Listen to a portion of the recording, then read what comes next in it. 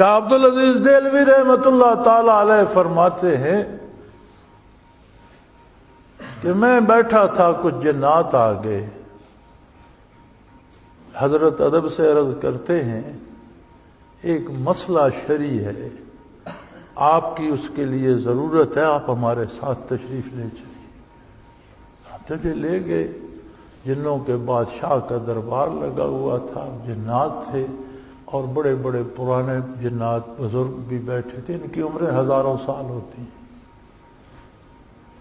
وہاں مجھے لے گئے، ایک انسان کو انہوں نے پکڑا ہوا تھا، مقدمہ یہ پیش تھا کہ ایک جن سانپ کی شکل میں پھر رہا تھا، اس شخص نے اسے مار دیا، وہ جنات اس کو مارنا چاہتے، بدلے میں قتل کرنا چاہتے، لیکن بادشاہ نے کہا کہ نہیں، شرعی مسئلہ بتاؤ، کیا شرع یہ واجب القتل ہے؟ کس سے پوچھیں؟ ہم نے حضرت آپ کو اس لیے تکلیف دی۔ شاہ صاحب فرماتے ہیں میں نے یہ فرمایا کہ مدینہ منورہ میں حضور کا ایک صحابی گھر تشریف لایا، مسلح تھا، کہیں جہاد سے آیا، گھر گیا تو دیکھا بیوی گلی میں کھڑی ہے، تو بہت ناراض ہوئے اور انہوں نے ہاتھ میں نیزہ تھا، نیزہ سونتا بیوی کو ڈرایا، تو اس نے کہا مجھے مت ماری، اندر دیکھے تو صحیح۔ تو شہر میں انہوں نے دیکھا تو بہت بڑا سانپ پھن پھیلائے اس طرح کر رہا تھا، انہوں نے نیزہ اس پر پھینکا، وہ مر گیا۔ جنات نے فوراً اس صحابی کو شہید کر دیا، جن بھی مر گیا، صحابی وہیں وہ بھی فوت ہو۔ صحابہ کرام ان کا وجود اٹھا کر حضور کی خدمت میں لے گئے، یا رسول اللہ یہ واقعہ ہوا ہے۔ آپ نے فرمایا وہ سانپ جن تھا، انہوں نے اسے قتل کیا، جنوں نے انہیں شہید کر دیا۔ پھر حضور نے فرمایا، عرض کی کہ یا رسول اللہ دعا کریں یہ زندہ ہو جائے، فرمایا اب یہ شہید ہے، اپنی منزل کو پہنچ گیا، اگر تم چاہتے ہو کہ یہ پھر دار ابتلا میں تو میں دعا کر دیتا ہوں یہ زندہ ہو جائے گا۔ سب عرض کی یا رسول اللہ جب اپنی منزل پہ پہنچ گیا، جنت میں پہنچ گیا، شہادت پہ پہنچ گیا، اب اسے وہاں رہنے دیں۔ تو حضور نے فرمایا تھا کہ کوئی جن سانپ کی شکل میں نظر آئے تو کوئی پرواہ نہیں، اسے قتل کر دیا جائے، اور جنوں کو حکم دیا تھا کہ مزی جانوروں کی شکلیں بنا کر انسانی آبادیوں میں مت آیا کرو، اور اگر کوئی سانپ بچھو یا کسی، بلکہ حکم ہے کہ نماز پڑھ رہے ہو اگر سانپ اور بچھو نظر آتا ہے تو نماز توڑ کر پہلے اسے مارو، پھر نماز دوبارہ مکمل کرو۔ فرماتے ہیں جب میں نے یہ حدیث سنائی تو ایک بوڑھے سے جن نے اپنے پپوٹے اس طرح اٹھائے، اس کی آنکھیں بند تھیں، پلکیں اٹھ نہیں سکتی تھی، اس نے اس طرح اٹھا کر مجھے دیکھا اور کہنے لگا سبحان اللہ، کیا بات یاد دلا دی، میں اس وقت مدینہ منورہ میں موجود تھا، یہ واقعہ میرے سامنے ہوا۔ تو شاہ صاحب فرماتے تھے میں تابعی ہوں، میں نے جن صحیح لیکن ایک صحابی کو تو دیکھا ہے۔ شاہ صاحب بڑے فخر سے لکھتے ہیں میں تابعی ہوں۔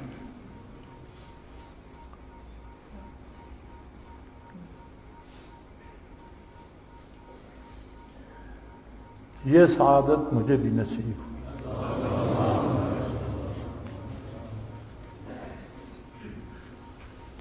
نعرہ تکبیر۔ جن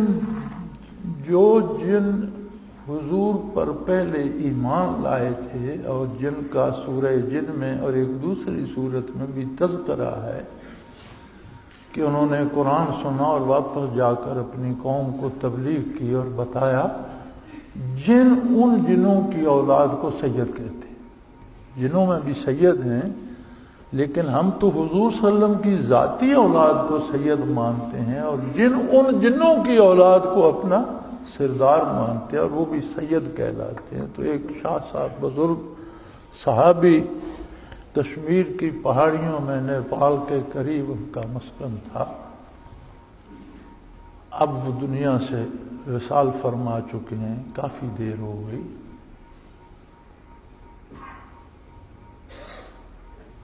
پتہ نہیں کیسے قدرت کے اپنے کرشمے ہوتے ہیں. کہیں میں بھی روحانی طور پر ادھر جا نکلا تو ان سے ملاقات ہو گئی. پھر میں نے انہیں دعوت دی کہ آپ اس مسجد میں دارالعرفان میں تشریف لائیں. تو فرمایا میں تو ہل جل نہیں سکتا، مجھے کوئی پکڑ کر بستر سے بھی اٹھاتا ہے. اکثر نمازیں لیٹے لیٹے اشارے سے ادا کرتا ہوں. میں نے کہا حضرت جو اٹھاتے بٹھاتے ہیں وہ وہاں بھی لا سکتے ہیں، آپ تشریف تو لائیں. تو ان کے لیے میں نے انڈوں کا حلوہ بنوایا، چائے بنوائی. میرے ذاتی کپ میں سے تقریباً 1/4 کپ چائے انہوں نے پی، اور اتنا سا اس میں سے حلوہ بھی دیا. اسی مسجد میں، اسی دفتر میں یہاں تشریف لائے.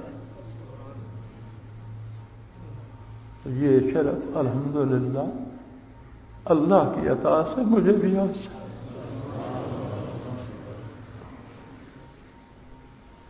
یہ اس لیے نہیں کہ میں کوئی بڑا آدمی ہو گیا ہوں، اس لیے کہ یہ چیزیں روز حشر کام آنے والی ہیں.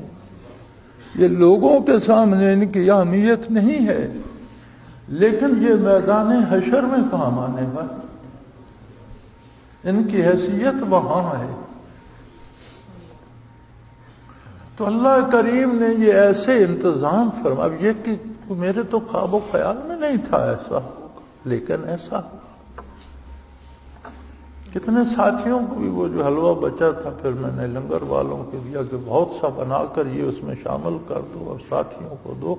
کئی ابھی تک، میرا سال اس 1.5-2 سال ہو گئے، کئی ساتھی ابھی تک اسے چلا رہے، ختم ہونے کو اس میں اور پکا کے ملا لیتے ہیں، فرج میں رکھے رکھتے ہیں.